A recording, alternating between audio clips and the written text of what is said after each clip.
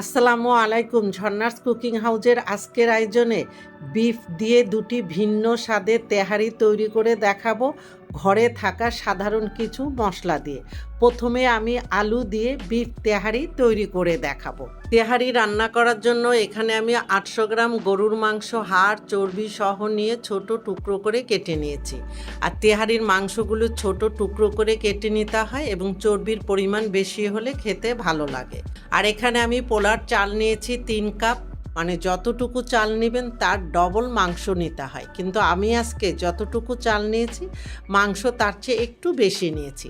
এখন চালগুলিকে ভালো মতো ধুয়ে পানি দিয়ে 30 মিনিটের জন্য ভিজিয়ে রাখবো। চুলায় একটি প্যান বসিয়ে দিয়ে আমি 3/4 কাপ রান্নার তেল দিয়ে তেলটা একটু গরম করে নিব। এখানে চাইলে আপনারা সরিষার তেল দিয়েও এই তেহারিটা রান্না করে নিতে পারেন। এখন আমি এখানে কিছু গোটা মশলা দিয়ে দিব। বড় এলাচ 1টি, ছোট এলাচ 4টি, দারচিনি 2টি, তেজপাতা 2টি, লবঙ্গ 5-6টি, আস্ত কালো গোলমরিচ হাফ চা চামচ দিয়ে মশলাগুলিকে একটু ভেজে নেব, এই মশলার থেকে একটা সুন্দর ফ্লেভার বের হওয়া পর্যন্ত। মশলাগুলি একটু ভেজে নেওয়ার পরে এখানে আমি 3/4 কাপ মানে 1.25 কাপ পেঁয়াজ কুচি দিয়ে পেঁয়াজ কুচিগুলিকে হালকা লাল করে ভেজে নিতে হবে। কোনোভাবে পেঁয়াজগুলিকে একদম গোল্ডেন কালার করে ভেজে নেওয়া যাবে না। যখন পেঁয়াজগুলো এরকম একটু হালকা ভাজা হবে তখন এখানে দিয়ে দিব আগের থেকে কেটে ধুয়ে রাখা সব মাংসগুলি দেওয়া হয়ে গেলে পেঁয়াজের সাথে ভালো মতো নেড়ে মিশিয়ে নিয়ে 4 থেকে 5 মিনিটের মতো মাংসগুলি ভেজে নিতে হবে। এই 5 মিনিট মাংসগুলি ভেজে নেওয়ার ফলে কিছুটা পানি বের হবে। এখন এখানে দিয়ে দিব আদা বাটা 1 টেবিল চামচ, রসুন বাটা হাফ টেবিল চামচ, কাঁচামরিচ বাটা 1 টেবিল চামচ, লবণ স্বাদ মতো, জিরার গুঁড়া 1 চা চামচ দিয়ে এখন মাংসের সাথে সব মশলাগুলি ভালো মতো নেড়ে মিশিয়ে নিতে হবে। এখানে আস্ত কাঁচামরিচ অথবা শুকনো মরিচের গুঁড়াটাও ব্যবহার করতে পারেন। এখন চুলার হিট মিডিয়াম লোর মাঝামাঝি রেখে ঢাকনা দিয়ে 10 মিনিটের জন্য অপেক্ষা করব। 10 মিনিট পরে ঢাকনাটা তুলে নিচ্ছি। মাংস থেকে কিন্তু বেশ কিছুটা পানি বের হয়েছে। এখন ঢাকনা তুলে আমি আবারও একটু হালকা হাতে নেড়ে মিশিয়ে দিয়ে আবারও ঢেকে 10 মিনিটের জন্য অপেক্ষা করব। 10 মিনিট পরে ঢাকনাটা তুলে নিচ্ছি। তুলে নিয়ে আবারও হালকা হাতে একটু মাংসগুলি নেড়ে মিশিয়ে দিতে হবে। আর এখানে কিন্তু ঝালটা আপনাদের টেস্ট অনুযায়ী কম বেশি করে নিতে পারেন। এখন এখানে দিয়ে দিব হাফ চা চামচ জায়ফল গুঁড়া, হাতের কাছে থাকলে দিবেন, নাহলে বাদ দিতে পারেন। দিয়ে দিচ্ছে আস্ত কিছু কাঁচামরিচ এবং 3 টেবিল চামচ টক দই আমি ফেটিয়ে মাংসের মধ্যে দিয়ে মাংসের সাথে ভালো মতো একটু নেড়ে মিশিয়ে নিচ্ছি। আর এখানে মাংস সেদ্ধ হওয়ার জন্য এখনও আমি কোনো এক্সট্রা পানি অ্যাড করিনি। এখন এখানে আমি 1/4 কাপ গরম পানি দিয়ে দিচ্ছি, দিয়ে মাংসের সাথে মিশিয়ে নিচ্ছি। এই পানি দিয়ে আমার মাংসটা সিদ্ধ হয়ে যাবে। আপনাদের পানির প্রয়োজন হলে আরও পানি অ্যাড করতে পারেন। এখন ঢাকনা দিয়ে চুলার হিট মিডিয়াম লোর মাঝামাঝি রেখে আমি 10 মিনিটের জন্য অপেক্ষা করব। 10 মিনিট পরে ঢাকনাটা তুলে নিয়ে এখানে আমি 200 গ্রাম আলু লবণ দিয়ে সেদ্ধ করে নিয়ে হালকাভাবে ভেজে নিয়েছি। আপনারা চাইলে এখানে ভাজা ছাড়াও আলুটা ব্যবহার করতে পারেন। এখন মাংসের সাথে আলুটা ভালো মতো মিশিয়ে ঢাকনা দিয়ে আরও 10 মিনিটের জন্য অপেক্ষা করব। 10 মিনিট পরে আমি ঢাকনাটা তুলে নিচ্ছি। আমি চেক করে দেখেছি মাংস আলু একদম পারফেক্টভাবে সিদ্ধ হয়ে গিয়েছে। আলুগুলি যেহেতু আগের থেকে সিদ্ধ করে ভেজে নিয়েছি তাই আর আলু সিদ্ধ হতে বেশি সময় লাগেনি। এখন এখানে আমি একটি ছাঁকনি দিয়ে মাংস ও আলুগুলি তুলে নিচ্ছি আর গোটা মশলাগুলি। আর এখানে আমি এই পোলাওটা রান্না করার জন্য এক্সট্রা কোনো তেল ব্যবহার করব না।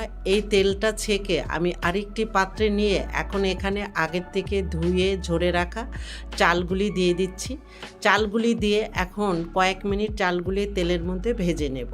এখানে কিন্তু আমি আর কোনো তেল ব্যবহার করব না।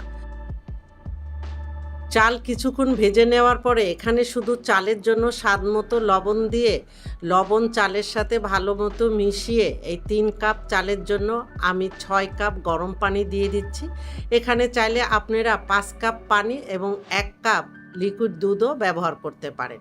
এখন সব কিছু একটু নেড়ে মিশিয়ে ঢাকনা দিয়ে 5 মিনিটের জন্য অপেক্ষা করব। 5 মিনিট পরে ঢাকনাটা তুলে আবারও একটু হালকা হাতে নেড়ে মিশিয়ে আবারও ঢেকে দেব পানিটা আরও কিছুক্ষণ শুকিয়ে যাওয়া পর্যন্ত।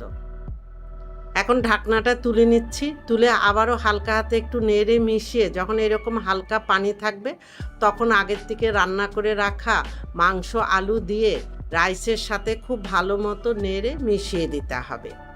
ঢাকনা দিয়ে 10 মিনিটের জন্য অপেক্ষা করব। 10 মিনিট পরে ঢাকনাটা তুলে নিয়ে একটু হালকা হাতে নেড়ে মিশিয়ে এখানে স্বাদ মতো কিছু কাঁচামরিচ দিয়ে দিব।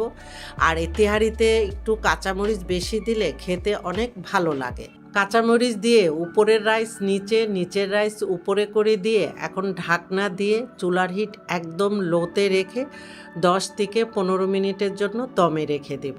আর এই ঢাকনার ছিদ্রটা আমি লবঙ্গ দিয়ে বন্ধ করে দিচ্ছি, আপনারা চাইলে টিস্যু দিয়েও করে নিতে পারেন।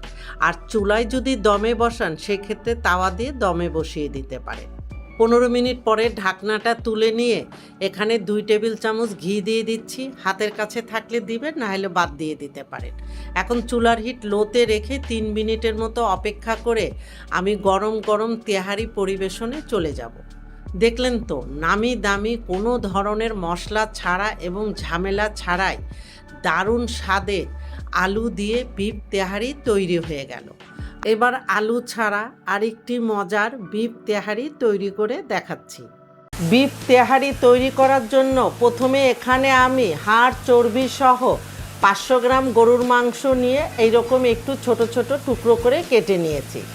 আর এখানে চর্বির পরিমাণটা একটু বেশি নিলে ভালো হয়। এখন এই মাংসগুলিকে ভালো মতো ধুয়ে পরিষ্কার করে নিয়েছি। এখন দিয়ে দিচ্ছি আদা বাটা হাফ টেবিল চামচ, রসুন বাটা 1 চা চামচ, জিরা বাটা 1 চা চামচ, ধনিয়া গুঁড়া হাফ চা চামচ বা ধনিয়া বাটাটাও এখানে দিতে পারেন, লাল মরিচের গুঁড়া 1 চা চামচ, লবণ 1.5 চা চামচ বা স্বাদ মতো এখানে লবণটা দিয়ে নিতে পারেন। 1/4 কাপ টক দই আমি আগের থেকে ফেটিয়ে রেখেছিলাম। এখন এই টক দইটা মাংসের মধ্যে দিয়ে মাংসের সাথে হাত দিয়ে সব মশলাগুলিকে খুব ভালো মতো মিশিয়ে নিতে হবে। মাংসের সাথে মশলাগুলি যখন মাখানো হয়ে যাবে তখন ঢাকনা দিয়ে আমি 30 মিনিটের জন্য মেরিনেট করে রাখবো। তবে হাতে সময় থাকলে আরও বেশি সময় ধরে মেরিনেট করে রাখতে পারেন। তেহারি রান্না করার জন্য এখানে আমি 2 কাপ কালিজিরা পোলার চাল নিয়েছি। আপনারা চাইলে যে কোনো সুগন্ধি পোলার চালটা এখানে ব্যবহার করতে পারেন। এখন চালগুলিকে কয়েকবার পানি চেঞ্জ করে খুব ভালো মতো ধুয়ে পরিষ্কার করে একটি স্ট্রেনারে পানি ঝরানোর জন্য রেখে দিব। আর এই দিকে মেরিনেট করা মাংসর পাত্রটা আমি সরাসরি চুলার উপরে বসিয়ে দিয়ে মাংস সেদ্ধ হওয়ার জন্য এখানে আমি 3 কাপের মতো পানি দিয়ে দিয়েছি। তবে এই পানিতে আপনাদের মাংসটা সিদ্ধ না হলে এখানে পানির পরিমাণটা আরও বাড়িয়ে দিতে পারে। পানি দেওয়ার পরে এখন আমি মাংসগুলিকে ভালো মতো নেড়েচেড়ে মিশিয়ে দিয়ে চুলার হিট মিডিয়াম হাইতে রেখে ঢাকনা দিয়ে একটা ভালো মতো বলক আসা পর্যন্ত অপেক্ষা করব। মাংসে ভালো মতো বলক আসার পরে ঢাকনাটা তুলে হালকা হাতে নেড়েচেড়ে মিশিয়ে দিয়ে চুলার হিট মিডিয়াম লোর মাঝামাঝি রেখে মাংসগুলি একদম সেদ্ধ হওয়া পর্যন্ত অপেক্ষা করব। আর এর মাঝে ঢাকনাটা তুলে 1-2 বার একটু নেড়েচেড়ে মিশিয়ে দিতে হবে, তা না হলে তলানিতে লেগে যাওয়ার সম্ভাবনা থাকে। এখন ঢাকনা দিয়ে অপেক্ষা করব। ঢাকনাটা তুলে নিচ্ছি। মাংসটা কিন্তু একদম পারফেক্টভাবে সিদ্ধ হয়ে গিয়েছে। আর মাংসের মধ্যে যে এক্সট্রা গ্রেভি আছে চুলার হিট হাইতে রেখে গ্রেভিটা নেড়েচেড়ে একটু মাখো মাখো করে নিতে হবে। তেহারি রান্নার জন্য মাংসটা একদম রেডি। এখন মাংসগুলিকে আরেকটি পাত্রে ঢেলে নেব। আর এইদিকে চুলায় আরেকটি প্যান বসিয়ে দিয়ে হাফ কাপ সরিষার তেল ও 1/4 কাপ রান্নার তেল দিয়ে একটু গরম করে নেব। এখানে চাইলে আপনারা যে কোনো এক ধরনের তেল দিয়েও এই তেহারিটা রান্না করে নিতে পারেন। এবারে তেলের মধ্যে 4টি সবুজ এলাচ ও 2টি দারচিনি দিয়ে একটু ভেজে নিতে হবে মশলাগুলির থেকে সুন্দর একটা ফ্লেভার বের হওয়া পর্যন্ত। মশলাগুলি যখন ভাজা হয়ে যাবে তখন এখানে হাফ কাপ পেঁয়াজ কুচি দিয়ে পেঁয়াজ কুচিগুলিকে অনবরত নেড়েচেড়ে হালকা ব্রাউন কালার করে ভেজে নিতে হবে।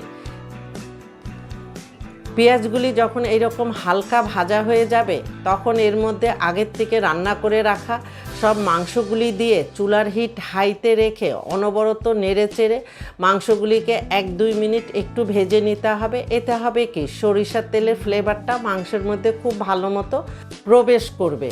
মাংসগুলি 2 মিনিট ভেজে নেওয়ার পরে এখন এই মাংসের মধ্যে আগের থেকে ধুয়ে পরিষ্কার করে ঝরিয়ে রাখা পোলার চালগুলি দিয়ে দিচ্ছি স্বাদ মতো কিছু আস্ত কাঁচামরিচ, দিয়ে দিচ্ছি শাহি জিরা হাফ চা চামচ, গরম মশলার গুঁড়া 1 চা চামচ দিয়ে এখন চাল মাংস মশলা নেড়েচেড়ে ভালো মতো মিশিয়ে নিতে হবে। যখন ভালো মতো মেশানো হয়ে যাবে এখন চালের জন্য এখানে আমি 4 কাপ গরম পানি দিয়ে দিচ্ছি, কারণ এখানে আমি চাল নিয়েছি 2 কাপ, তার ডাবল পানি দিয়ে দিচ্ছি। এখন এখানে চালের জন্য আমি 1 চা চামচ লবণ অথবা স্বাদ মতো লবণটা দিয়ে নেবেন। লবণটা দিয়ে আবার একটু হালকা হাতে নেড়ে মিশিয়ে ঢাকনা দিয়ে একটা ভালো মতো বলক আসা পর্যন্ত অপেক্ষা করব। যখন বলক চলে আসবে ঢাকনাটা তুলে আবারও হালকা হাতে নেড়ে চেড়ে মিশিয়ে দিয়ে চুলার হিট মিডিয়াম লোর মাঝামাঝি রেখে আরও কিছুক্ষণ রান্না করব, অথবা পানিটা আরও কিছুক্ষণ শুকিয়ে যাওয়া পর্যন্ত অপেক্ষা করব। এখন ঢাকনা দিয়ে কিছুক্ষণ অপেক্ষা করছি।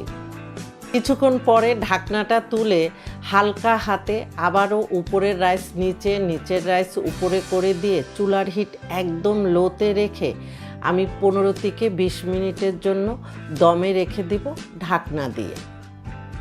20 মিনিট পরে ঢাকনাটা তুলে এখানে আমি হাফ চা চামচ কেওড়া জল দিয়ে দিচ্ছি। এটা অপশনাল, আপনারা চাইলে স্কিপ করতে পারেন।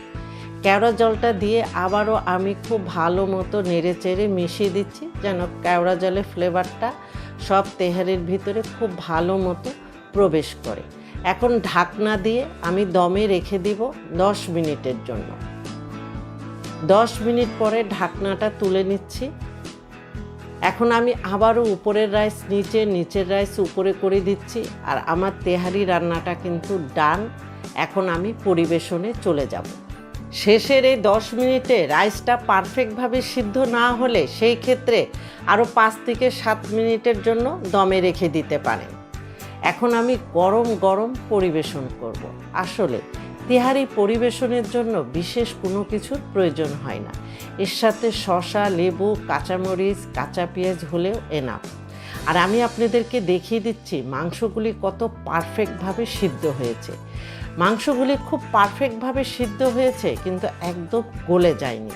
আর তেহারির মাংসটা কিন্তু সাধারণত এইরকমই হয়। তেহারির মাংসগুলি পারফেক্টভাবে সিদ্ধ হবে, বাট গলে যাবে না। দেখলেন তো কত সহজে তৈরি হয়ে গেল হাতের কাছে থাকা সাধারণ কিছু উপকরণ দিয়ে বিফ তেহারি। আশা করি আজকের 2টি বিফ তেহারি রেসিপি আপনাদের কাছে সহজ এবং ভালো লেগেছে। আপনারা ভালো থাকবেন, আমাদের জন্য দোয়া করবেন। আল্লাহ হাফেজ।